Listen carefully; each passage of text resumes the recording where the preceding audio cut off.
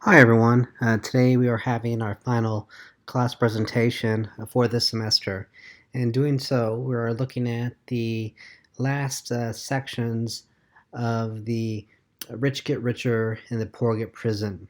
So what we'll do is a recap of the thesis, kind of getting into the book and with respect to how the organization of the criminal justice system is ineffective and how it benefits the wealthy compared to the non-wealthy.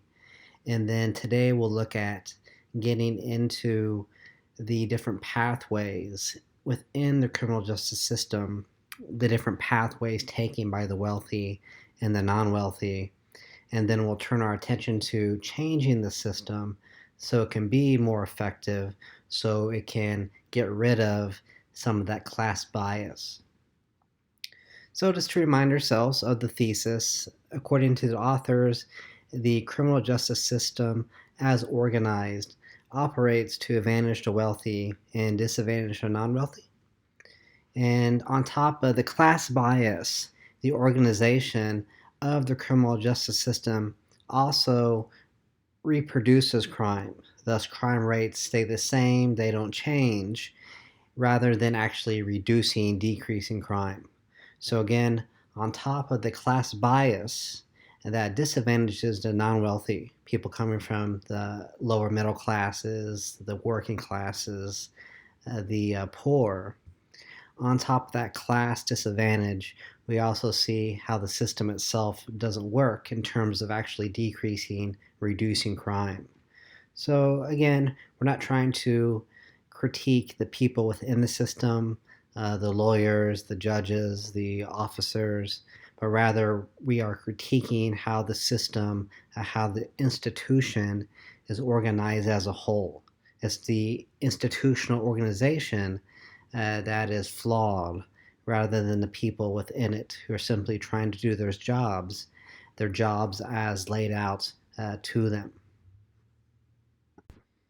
Continuing our recap, we are picking up where we left off with our last class presentation, looking at how the wealthy can commit different actions that by definition fit our ways of defining what crime is and what criminals are. But in terms of how we think about crime and how we think about criminals, they don't match the ideas of crime and ideas of criminals. So basically, what we talked about is by definition, white collar crime is harmful for society. The financial, physical, emotional toll it can take on people fits that definition of what crime is. And those who are causing the financial, physical, emotional toll on people fit our definitions of what criminals are. But in terms of the type of crime, there's a mismatch with the ideas that we have. So we don't think of crime in terms of embezzlement. We don't think of criminals in terms of CEOs and wealthy individuals. And so there's that kind of blind spot. There's that mismatch that allows the white collar criminal, that allows the white collar crime to kind of get away with what they're doing. And when they're getting caught doing the activities, the punishment, the attention is minimized compared to the punishment and the attention given to the blue collar crime and blue collar criminals. And this kind of turns back to what we just said in the sense that the blue collar crime fits not only the definition, but also how we think about crime. So when we think about crime, we think about the blue collar activities rather than the white collar activities. And when we think about criminals, we think about the blue collar criminals rather than the white collar criminals. So here, kind of recognizing this mismatch, we give the blue collar crime and criminals our full attention and basically ignore and minimize those who are committing the white collar crimes and basically ignoring the consequences those actions do have for people in society as a whole. and looking at three different categories of the white collar crimes that we tend to minimize.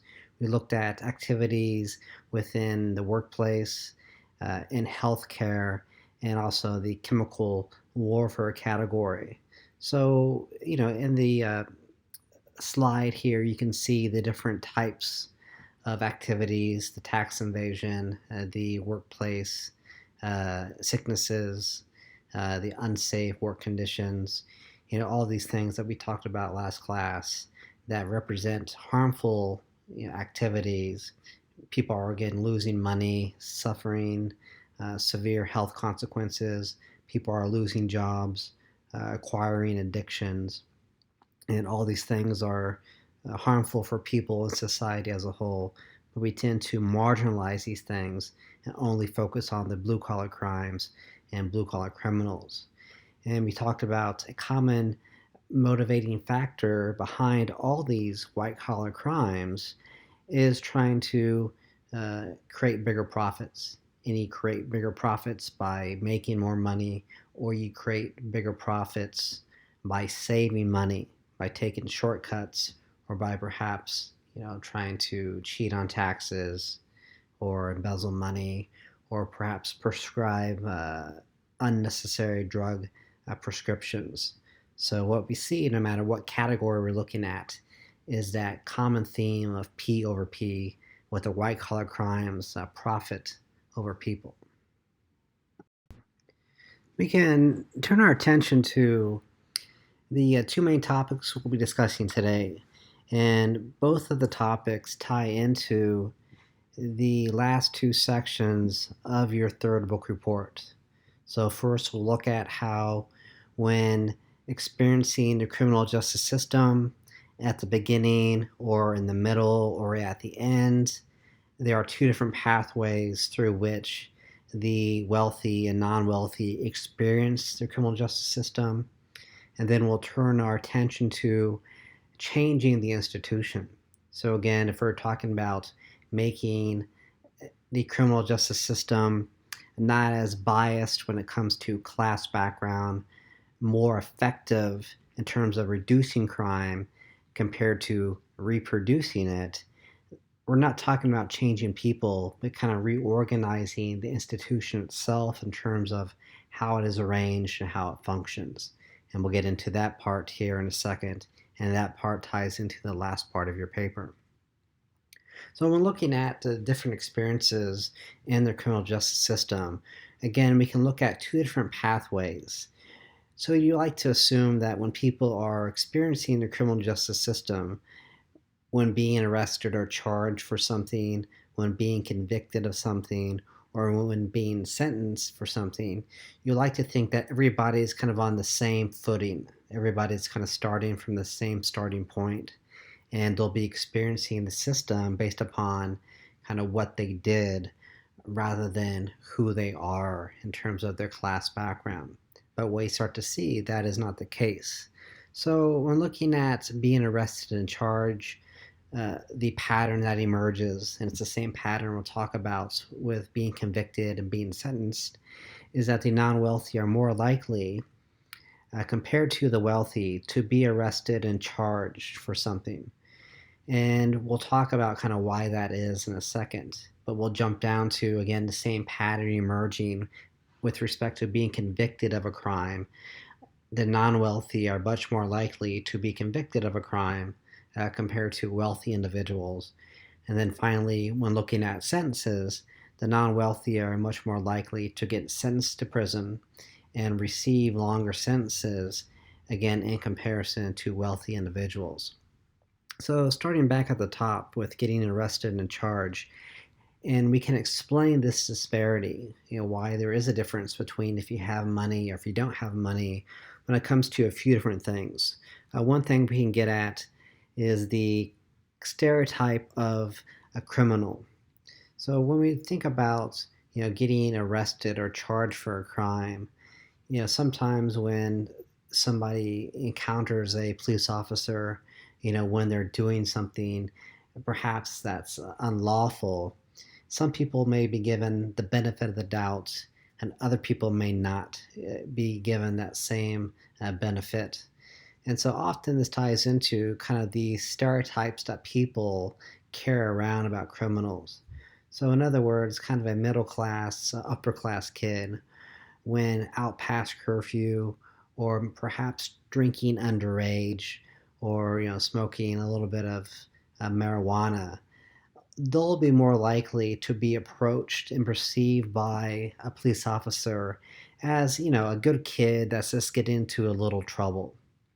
I remember when I was young, this is what a police officer could be saying in her or his head. When I was young, I wasn't the straight A student. I got in a lot of trouble too. So I kind of know if these kids are going through, I'll give them a break. And so you give the kids a warning, you kind of let them off as, again, good kids having a little bit of fun. And you say, just don't do it again. I'll give you a warning this time. Next time, I'll arrest you. And that same kind of special treatment is not given to non wealthy individuals. Rather than being approached as good kids getting into a little bit of trouble, the non wealthy individuals are often approached as troublemakers not doing any good. And when you're approached through such a lens, that you're not going to be given the benefit of the doubt and to be more likely to get arrested rather than receiving a warning for whatever you're doing. And we can look at policing methods in two different ways to also recognize this difference between being arrested and charged, between the wealthy and non wealthy. When you're policing, much more in terms of looking for the blue collar crime rather than the white collar crime, what ultimately results is the blue collar crime is on your radar when the white collar crime is not. And if you're going to be looking for something, you're going to find it. So just think about if you're out there clocking, speeders, you're going to find people speeding if you're looking for them. On the other hand, if nobody's out there looking for people speeding, then you're not going to find any speeders. That doesn't mean that people are not going over the speed limit, but all of that means is you're not really looking for it, thus you're not going to find it. So that's kind of one way we can explain that gap, is when you're not looking for white collar crime, that doesn't mean that it's not going on, but what it means is you're not really looking for it. Compared to when you're focusing on the blue collar crime, you're going to be much more likely to find it because that's what you're looking for from the get-go. And also regarding policing methods, we can look at how, in terms of class-based areas, like where people live, in terms of neighborhoods and overall communities, there's a heavier policing presence in the lower and working class areas compared to the policing presence in the middle and upper class areas. So again, if you're going to be looking for something, you're going to be more likely to find it compared to if you're not looking for it, then we shouldn't be surprised that you're not finding it. So we don't want to say that there are no crimes going on in the middle and in the upper class areas, but you're not going to arrest anybody if you're not looking to arrest them. So we can jump down to now the convictions, where the wealthy are less likely to be convicted of a crime compared to the non-wealthy. Here it has more to do with one's class position with respect to their financial resources. So when you have money for bail, you're less likely to plead to a charge, plead to something that you really didn't do. So in other words, the non-wealthy are less likely to afford bail, and that means they're more likely to kind of stay within the jail in terms of when they were charged compared to when they're actually going to trial. And during that in-between time, being in jail, having your freedom taken away from you, puts a heavy psychological weight on you.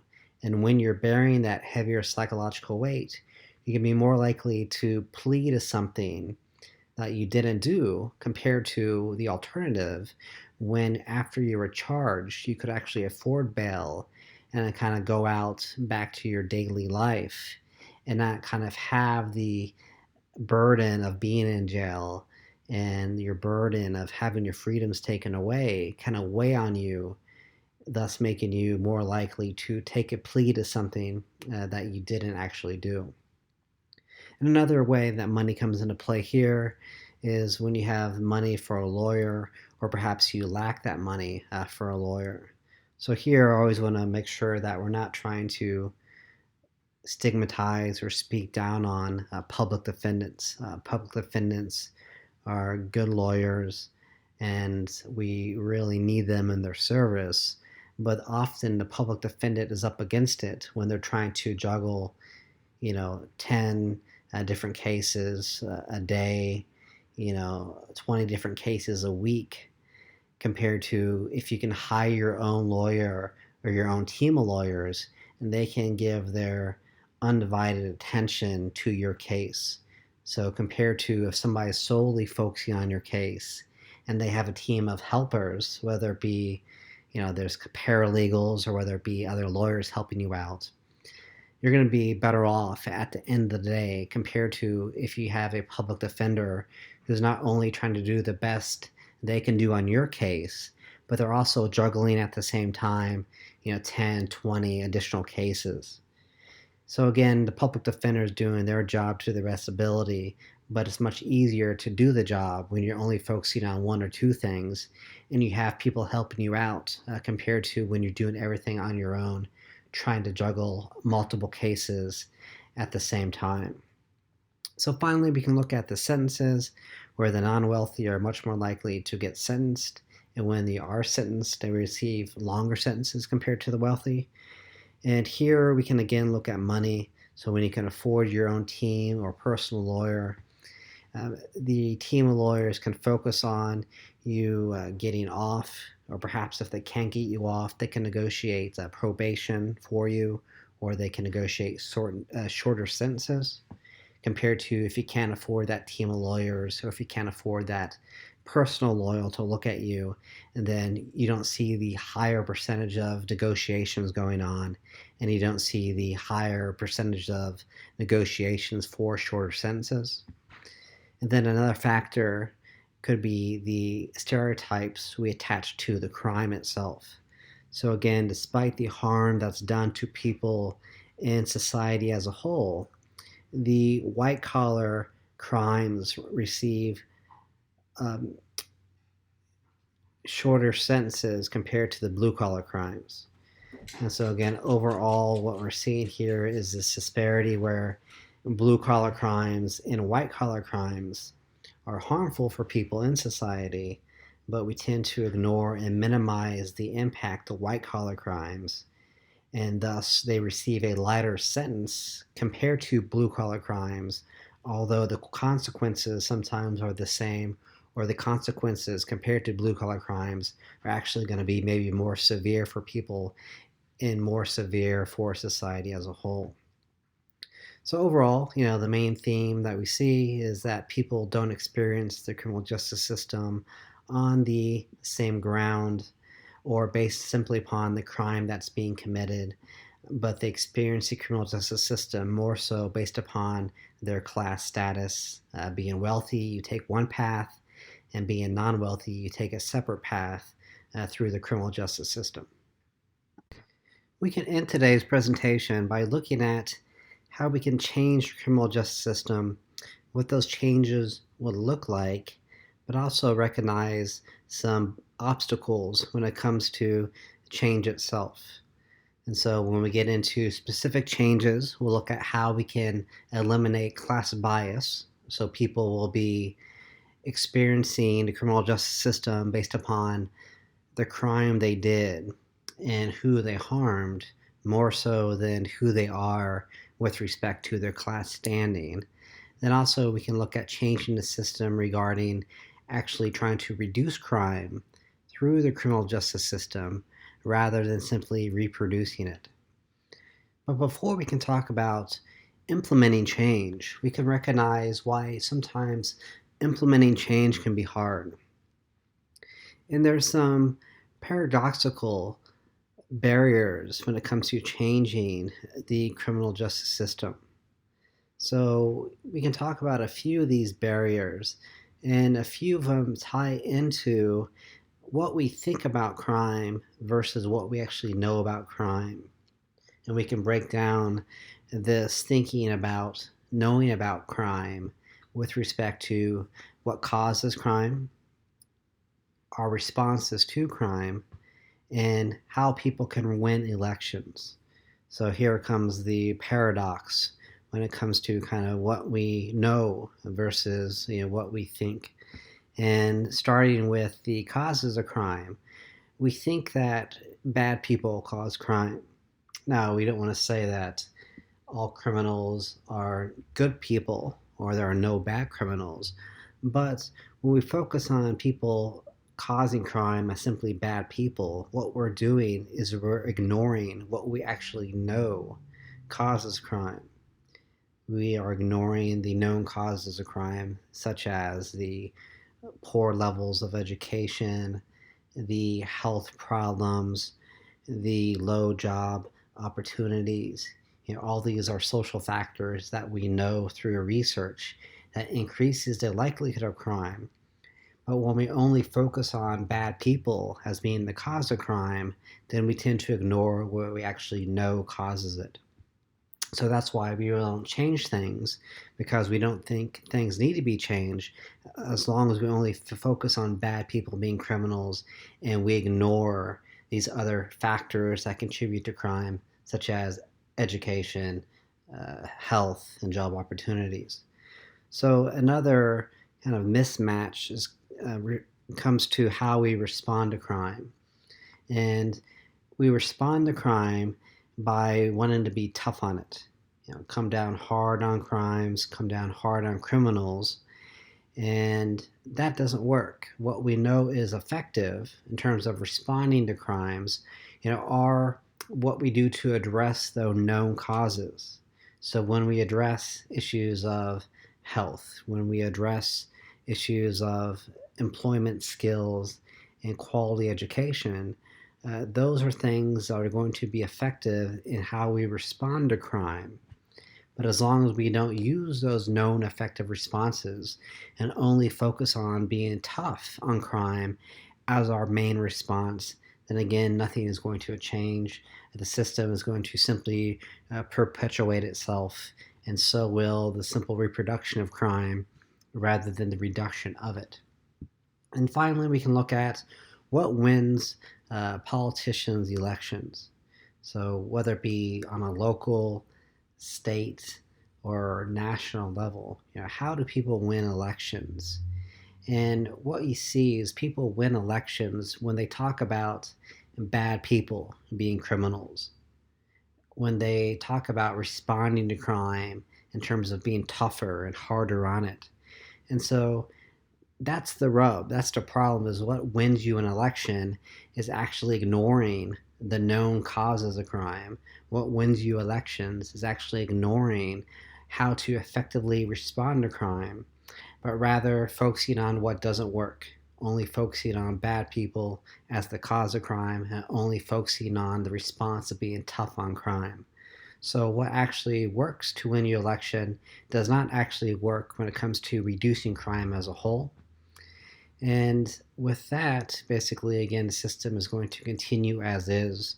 What is known to work in terms of our research, causing, responding to a crime effectively, that's ignored. And when you're campaigning, you win on being tough and focusing on getting rid of bad people. So there are some paradoxes there that represent barriers to actual change happening. But another barrier uh, comes with the two different kind of power structures: those who have the power to change it versus those who lack the power to change the criminal justice system. So basically here, those who have the power, those who have the ability to change the system, to make it a fair system, to minimize the class bias, or to make it more effective in terms of reducing crime, those who actually have that ability, they lack the desire to change it. So the politicians who are elected on these ideas of being tough on crime and hunting down the bad people, the wealthy who actually benefit from the system as is, when they take that path of privileged when they actually experience it, when they actually are making money off of the white collar crimes. Those people who have the ability, who have the power to change it, they lack the desire to actually change it, compared to those people who have directly or perhaps indirectly have experienced the system and recognized the flaws in it. So the disproportionate number of people from the lower and working classes who are going through the criminal justice system, taking the disadvantaged path through the system, they have motivation, they have desire to change the system, to eliminate that class bias, to make it a more effective system. But instead of having the ability to do it, they only have the desire to do it. So again, there's the paradox. Those people who have the desire to change it, the working and lower class individuals, they lack the ability to change it. But those who have the ability to change it, the politicians and the wealthy, they lack the desire. So as long as we see that kind of mismatch again, the system is going to continue as is. Nothing is going to change. So talking about potential ways to change it, to make it more effective, to make it less biased in terms of one's class background, the authors do a good job of kind of laying out different ideas in terms of what can be done. So again, I'm not going to list every one. They do a good job of listing different alternatives in the book. But nevertheless, we can look at how you can eliminate class bias. One way you do that is you provide quality counsel for all individuals, not only the wealthy. So again, you see good lawyer representation for all people, not only those who can afford the good lawyer representation. And with that kind of equal quality counsel, you start to minimize, you start to eliminate the class bias within the system itself. Also, you focus on making sure that the punishment, whether it be the sentencing or the convicting, make sure that the punishment fits the crime. So you want to make sure that the punishment that you're handing out to an individual actually matches and it fits the harm that's being done to society as a whole. So again, this will help minimize that class bias when we start to recognize that white collar crimes and blue collar crimes actually have much more in common in terms of how much they can harm or perhaps not harm society. Thus, we should approach the white collar and blue collar criminals and crimes in a more similar way compared to thinking about them as being different from one another. So in addition to making sure the punishment fits the crime, we can reconceptualize our ideas of crime and how we police it. So basically, again, we start to eliminate the class bias when we start to eliminate the blind spot that we have to white collar crime, to white collar criminals. So when we start policing all people equally, when it comes to the crime they're committing, when it comes to their class background, then again, you start to minimize, you start to eliminate a class bias that sometimes emerges due to the different types of policing, the different types of focus when it comes to white versus blue collar crimes and criminals. So when it comes to reducing crime rather than simply reproducing it, we are looking at steps that can be done before people end up in jail, before they end up in the criminal justice system. But also we're looking at steps that can be implemented when people are actually in prison to make sure that when they leave prison that they're not going to end up back in it later on. So we can recognize health problems as health problems. So rather than seeing addictions and other health-related issues that increase the likelihood of crimes being committed, in addition to kind of recognize them as crimes, treat them as what they really are, treat them as health issues. So when you address the health issue, you start to decrease the likelihood of somebody becoming addicted again and somebody going on crime sprees again to get a fix for their addiction. And you provide people job skills, you provide people quality education. And with the job skills that you can teach them, again, before they would enter prison, or perhaps during in prison. Again, the quality education that you can provide people before they would have to go to prison, or even when they're in prison. When you provide people these skills and formal education credentials, you provide people more opportunities to find legitimate work. Some types of work require a high school degree. If you don't have that, then again, you're going to be up against it. Some types of work require certain job skills. And if you lack those job skills, then again, you're going to be up against it when it comes to finding legitimate employment. And in addition to finding more opportunities for work, providing people skills, providing people formal education credentials, you can help them actually create their own legitimate work. So they can be an entrepreneur. They can start their own business when they have the formal education, when they have the job skills to do so. And as long as people are creating their own work legitimately, finding legitimate work, then they're not going to be going and doing things that are unlawful to make a living, to make money. Thus, you're going to be reducing crime rather than simply reproducing it. So we'll leave that there for today. Again, this last section here ties into the last section of the paper. The first part of what we talked about for the presentation kind of ties into that second part of the paper. And then that first part of the paper ties into how sometimes we turn a blind spot to white-collar crime. Thus, what they're doing fits the definition of crime, but we don't see it because it doesn't fit how we think about crime.